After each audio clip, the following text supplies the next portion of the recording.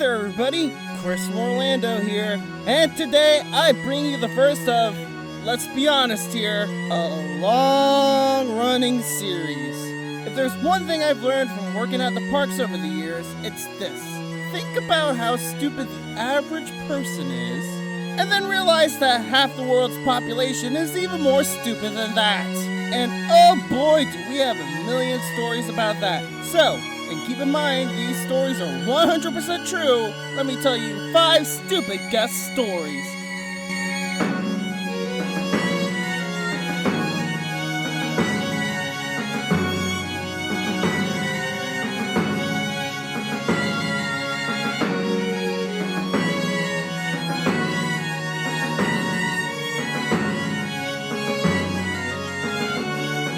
I remember when I first started working at Stitch's Great Escape. Young, still full of optimism about the capability of the human race, I was being shown around the greeter position before the park opened. And I remember my trainer looking me dead in the eyes and saying, "Alright, so when you're out here at greeter, you will be asked a lot if this is the people mover." And I'm like, don't be stupid! There's a giant neon sign with Stitch right there that says Stitch's Great Escape. No one's going to think that this is the people mover. Oh my god, everyone thought it was the people mover! And it wasn't just Stitch either, it was pretty much every other ride in Tomorrowland. Except the people mover! There's even a meme that we share amongst ourselves in Tomorrowland. This one here. It's funny cause it's true. Now look at these signs from all over Disney World. Aren't they beautiful, well-crafted marquees? Well, they might as well be sticky notes based on how many people will take the 2 seconds to look up and read them. And before you ask, yes, the wait time sign is right unless something goes really, really right, or really, really wrong. In which case, you're on your own! So this next story isn't so much a stupid guest story, so much as an ungrateful one. I was working at the Fast Pass kiosk, and let me just say there are some rides that just won't show up on the day.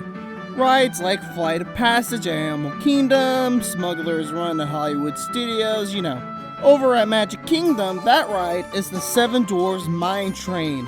And even if they did show up, you know that they wouldn't be until late in the evening, pretty much locking you out of getting any more Fast Passes that day. Well, I was working a kiosk one morning. It was around 9 o'clock and the park had just opened. This lady comes up and starts looking for a Mine Train Fast Pass. And I told her, well, we'll see if you get lucky, but they are pretty hard to come by. But wait, plot twist, there was a Fast Pass for Mine Train, and it was for 11 a.m. You really have to specify 11 a.m. or p.m. with the Magic Kingdom. Those park hours are fucked, Joe. So I'm there going like, oh man, today is your lucky day. You have no idea how many people would queue for this Fast Pass. She looks at the screen for a second and says, "Don't you have anything sooner?" My hand was resting on the kiosk, and you have no idea how close I was to slipping and canceling any chance she had of getting that Fast Pass. Luckily, she was stupid enough to do that herself. Ah, the selfie stick ban. It would be something I talk about on this channel, but that ship has long sailed by. But I might still do one anyway, so you should subscribe to this channel and ring the bell so you can be the first to know in case I ever do talk about it in detail. But for now, let's talk about the biggest overreaction I ever had while confiscating one of these things. Again at the Fast Pass kiosk, this gentleman comes out with his stick out, no laughing in the back, and I leapt into action because honestly, confiscating selfie sticks was always a highlight of my day. So I explained what was going on to the guy, filled out the ticket he needed in order to get it back at the end of the day, and he was very nice and polite about the whole thing. After we finished up, he said something in Spanish and walked away. As he does, one of my coworkers came up to me and said, do you know what he just said? No. He said, well, God will punish you for this. I was baffled. There's a lot of things I know that God will punish people for. Blasphemy, not letting my people go, saying that the Disney live-action remakes are better than the originals. But seriously, I think the big man upstairs might have some more important business to attend to than to worry about your overpriced stick. So a short and sweet one here to cleanse the palate after that last one. Some good old-fashioned human stupidity. I noticed this couple looking over a map and did what any honest, hard-working cast member should do. I walked up to them and asked them if they needed help finding something. They said they were looking for the Jungle Cruise. Aha! A simple problem, and one I can easily answer.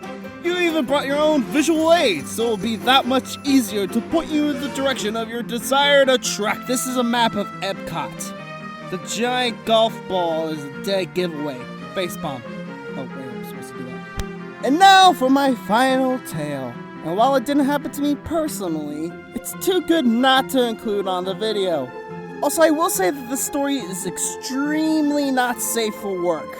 I know we're all not really working right now, but in case you're watching this video at work in the future, or even worse, are my parents watching this, viewer discretion is advised from this point forward.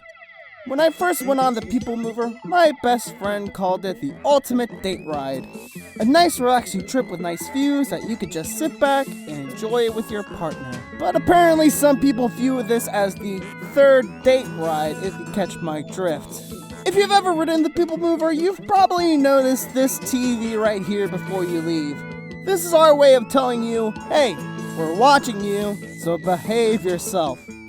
Yeah, not everyone takes the hint there. So the People Mover stops as it's wont to do, and while we're busy getting everything back up and running again, the person watching the monitors noticed someone was up and their girlfriend was running. That metaphor didn't make sense. She was going down like an elevator on the Tower of Terror. Going down like Fallout Boy. Oh, and to make things worse, remember that camera everyone could see? Yeah, they were on that camera. So how to convey the message? Stop blowing your boyfriend! Little Timmy with the Mickey ears can see you! Without actually saying those words. Well, we ended up going with, everyone please remain in a fully upright position. You are currently being monitored. Luckily, the couple got it in one, and security was waiting for them at the end of the ride. So there you go, 5 tales of guest stupidity, and that's only scratching the surface. I have dozens, if not hundreds of more stories, but I want to hear from you. Do you have any good dumb guest stories? Did you accidentally become one yourself? Leave them in the comment section down below. And don't forget to like, share, and subscribe. Follow me on Instagram at Chris_from Orlando.